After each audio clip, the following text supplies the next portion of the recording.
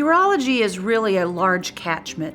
We see people for a multitude of issues, and one of our biggest sources for that is a good primary care coverage.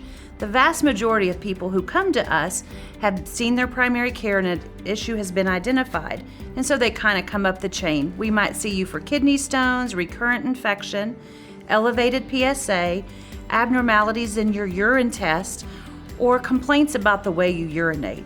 All of those things are seen by urology and many more.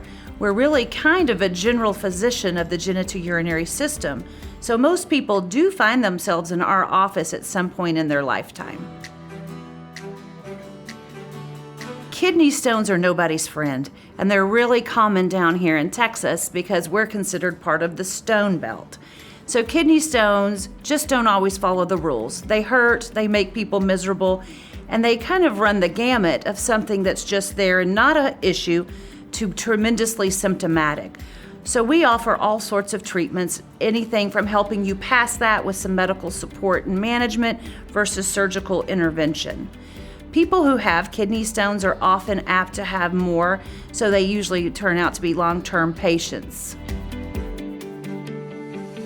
Kidney stones are caused by a lot of different issues. Some people have a genetic predisposition because people in their family have had stones.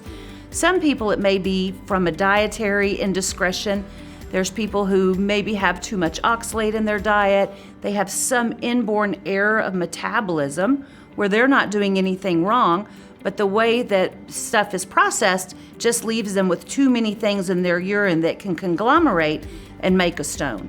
When someone has stones, we can do some very advanced metabolic work to figure out what is the underlying issue, and we can address that with both behavior modification and medication. But in general, what we say to everybody, which is a good practice, is keep that hydration up, make sure you make good urine output, watch how much oxalate you have, and try to increase your citrus.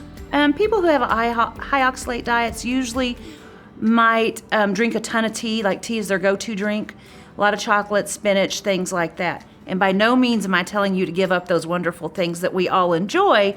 Just if you had a little kick of that made you be a stone former, we might want to back that down, and we would talk to you about that.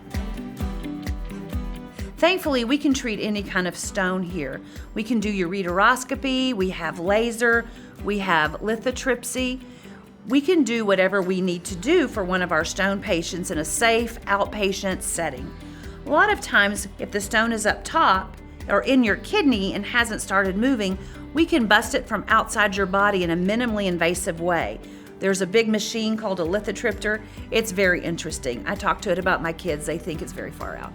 Then if you have a stone that's blocking you, we have ureteroscopy, laser, and we can address any kind of obstruction that way. There's really not a stone surgery that we can't perform here.